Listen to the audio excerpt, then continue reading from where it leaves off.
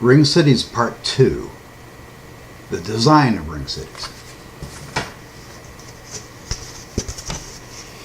I knew that the ring was more efficient than the linear form, but not how to measure it.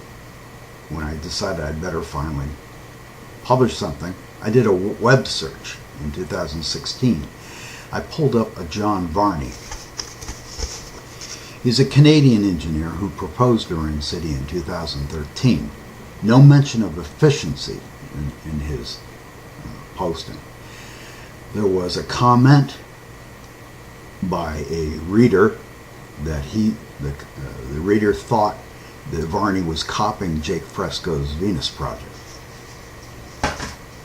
That is not true. Fresco's design puts a hub in the center. Spoke traffic makes it inefficient and not a ring. Rings do not have anything stuck in the middle of them. You see, that is a center, a city center, or a hub placed into a ring. A ring form would just have perimeter flow. It would not have the complications of spoke traffic.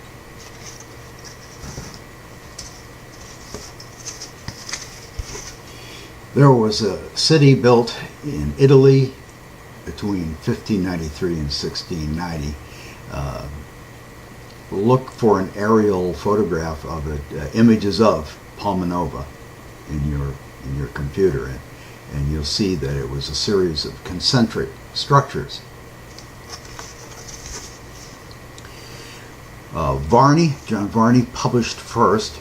His is a true ring. It is a megastructure, however, and I favor density but conventional prototypes.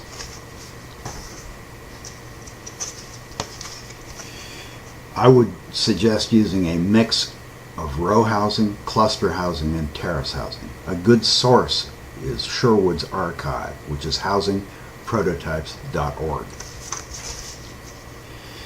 Now, there are some suggested design elements for ring cities. Siding, punctuation, meanders, merges, and bays.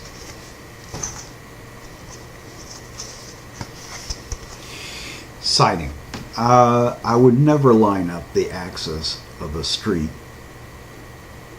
with the center of a piazza. I'd offset the groupings.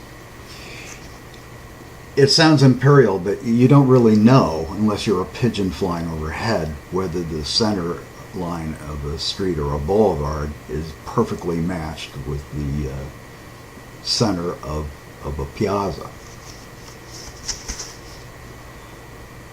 I'm trying to avoid monotony as much as possible. So I would, if I had a grouping of plazas and courtyards and piazzas, shopping and retail district, I would push it over so that you would see in the distance, you would see the edges or the curves or the forms. If you just line it up perfectly, all you're going to see is a blank wall.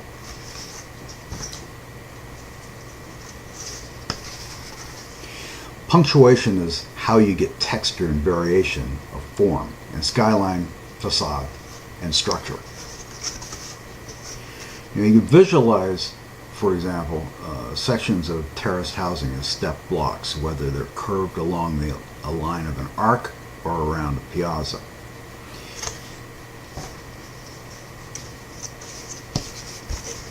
Now imagine you've drawn some dotted lines at right angles to the structures, so you know where the units are below them. If you removed a unit, you drop the skyline. If you add a unit, you'd raise it.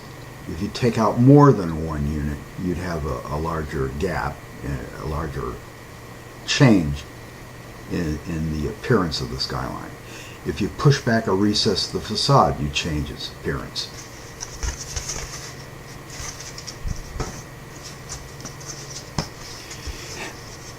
You do all these things in differing combinations. You don't repeat patterns. It would appear mechanical and less natural. Now, a meander. A meander is a method of breaking up the monotony of a constant visual perspective line. If you had a continuous, if you described with a giant compass, a perfect circle. It would look really great on a drafting board or on a picture of it. In reality, walking along it would be monotonous. So you want to throw a few curves into it.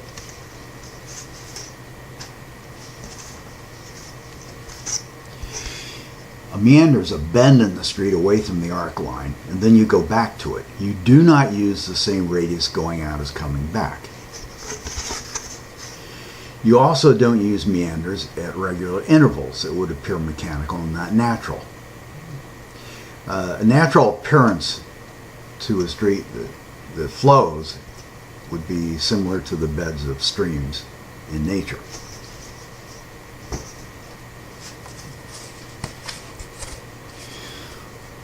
This is a horribly rough sketch. It's an oblique angle view of a ring city. It's not straight down. This is a section here of a arc line. Now you don't want to really have a continuous arc forever. It would be dull. So a meander is putting a curve into the street layout. You can play with the width between the streets as well as the radius points being different, as well as not using this element over and over again in a cookie cutter pattern. Got to avoid cookie cutter patterns. They don't even taste good. Merges are softening the transition between row and terrace housing, rather than a clash between 1 and 3-story structures. Where a neighborhood or barrio of row housing meets terrace housing, the first steps of the terraces face the row houses, not the street.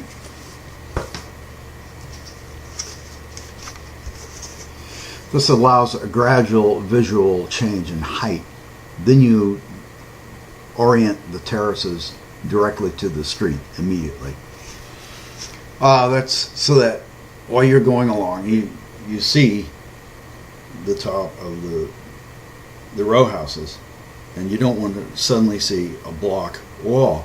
So the terrace housing, the first story of it will match the skyline of the row houses.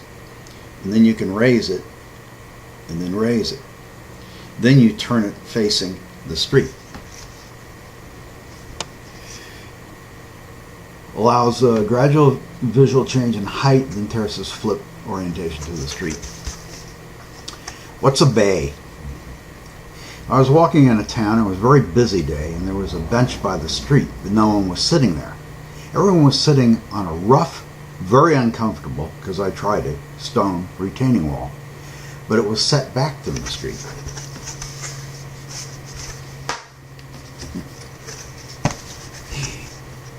Bays along a shoreline in nature are quieter, sheltered spaces, somewhat sheltered. They can get choppy too, but in the city, a bay is a setback from the street. It's a comfort zone. It's more psychological. They're called bays.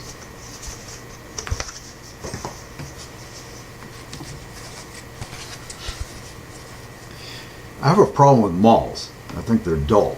I think it has to do with title ownership. I would not like it very much if new cities, the shopping districts, were all owned by a monopoly.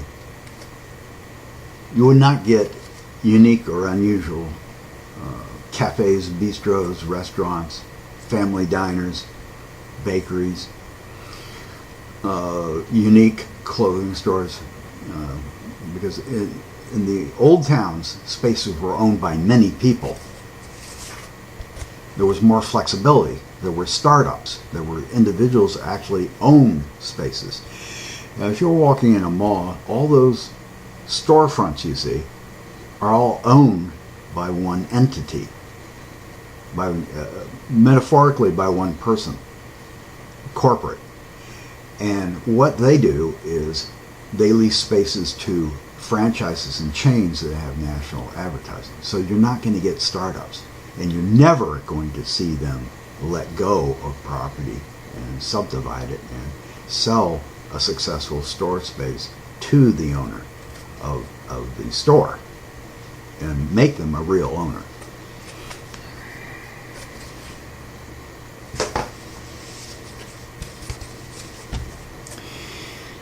Now, the form of the ring city gives you 30% efficiency of transport energy. If you have modest density, you will get much more efficiency, and you don't have to have extreme architecture.